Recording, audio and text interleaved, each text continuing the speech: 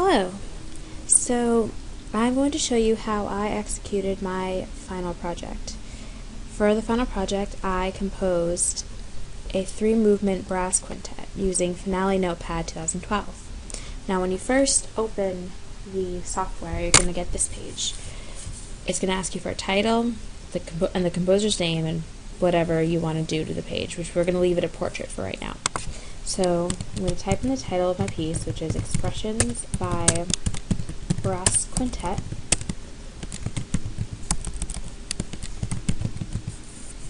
Not by Brass, for Brass Quintet, excuse me. And I'm the composer, so I'm going to put my name here. Click Next. Now, you're going to want to choose your instrumentation. For this, I'm going to click on brass because it's purely brass instruments. You click on the one that you want, you press add as many times as you want to for each. Nope, that's not what I wanted. I want trombone and tuba. There we go. Next, you're going to pick your key and your time signature. I'm going to pick 2/4, and I'm going to leave it in C major. I'm going to ask for 50 measures, and I'm going to press finish. And it's going to open to this page where you can write down what you want to compose here. So I started off with a melody. Now, in order to start writing down the actual music, you have your note values here, your accidentals, your ties, and your rests right here. So I started off on the pickup of this bar. So there was the first beat off rest, and then there was an 8th rest, and then I did put in 2 16th notes, which is this one. You're going to click. And before we even get started, if you have trouble transposing, you can click Document and click Display in Concert Pitch, so you can write it all in concert pitch and then put it back later, which is what I'm going to do. So I'm going to put in the first 2 notes here. Then I'm going to switch note value because I want 8th notes now, and we're going to go bum.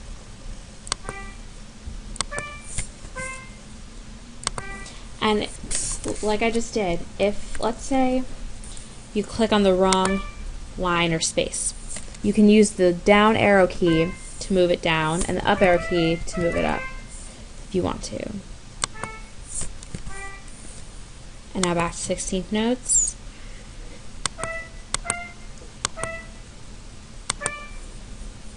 And then here. So we're going to start with that much right here. Now, if you want to change how it's articulated, you click on the Articulation Tool right here.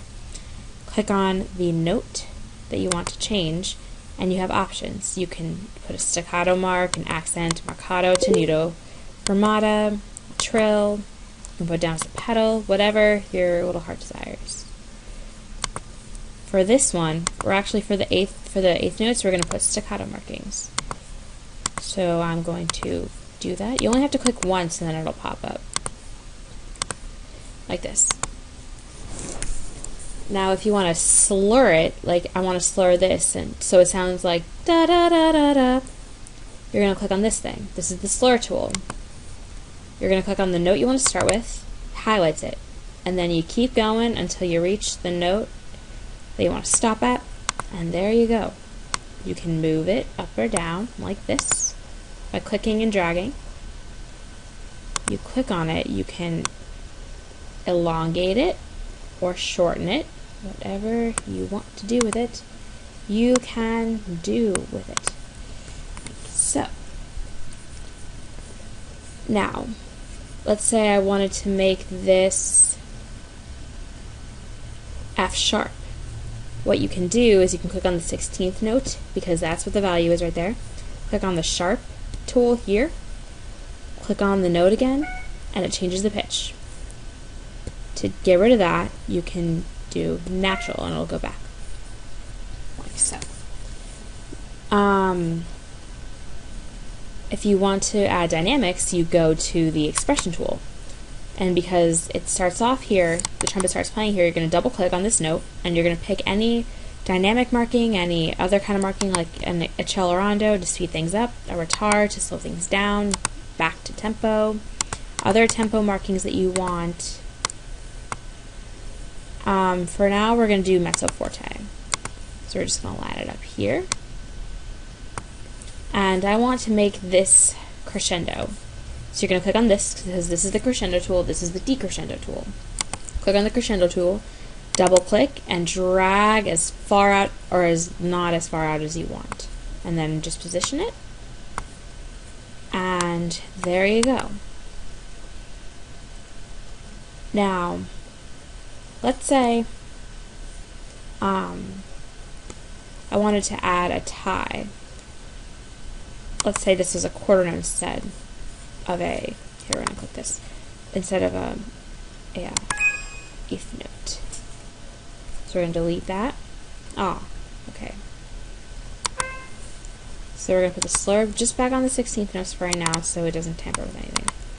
So what you're going to do is you're going to click on quarter note and the tie tool here, and then unclick the tie tool so that the next note doesn't tie. But see how it ties over like that? That's what you want.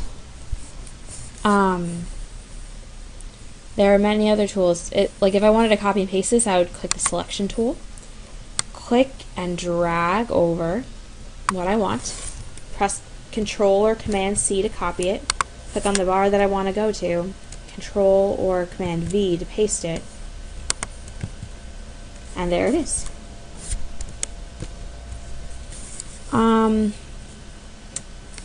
Up here is the tempo indicator, so you can make it slower if you want by going like this or typing in like 60. You can make it go up to 150 if you want. You can play around with it. In order to play what you have so far, you press this little triangle here. See how you can hear it? We're going to take a look at something that I've already composed completely. We're going to go to movement 1 of my Brass Quintet. See, it's all done. Everything that I want here, all the dynamic markings, all the slurs, all the ties. It's 2, 3, 4. It's about 3.5 pages long, let's say. And I put in all that I wanted to and everything. Now, it's all displayed transposed, so let's go back to as if it were in concert pitch. If you wanted to print this out and give it to people, you'd have to unclick it so that it's transposed and they'd be able to read it, like so. Now, here's a little taste of the first movement. I'm going to play all the movements for you so you get a taste of what everything sounds like. So, let's begin.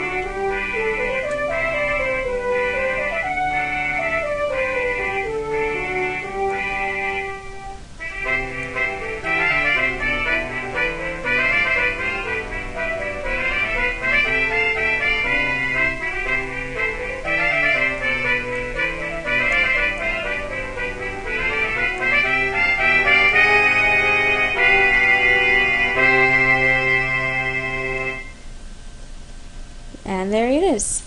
Something I forgot to mention. This is the text tool. If you look earlier on, right here, I wrote the word simile, which is not an option that I could get anywhere else. So I clicked text box here, and then I double clicked, and then you can just type in whatever you want here. So, yeah, let me just reposition this. So we are going to move on to the second movement right now. And here we go. See how I did the same thing with espressivo?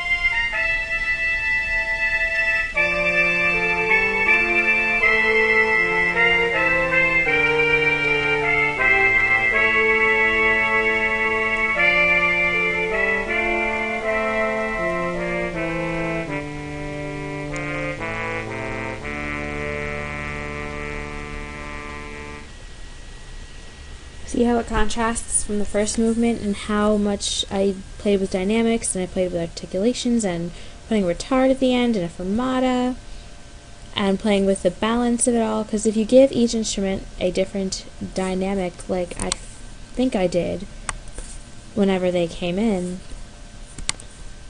at different points, like they came in at the same tempos, but I had them all decrescendo so that they would make a nice blend together, like I did here, but I had the tuba staying strong because it's a low instrument and it's really hard to hear. So we're going to X out of here, and we're going to take a listen to the third movement, the final movement. And you see there's a lot of articulation stuff and there's a lot of dynamics going on. It all has to do with the balance and the way I want it to sound. So here we go.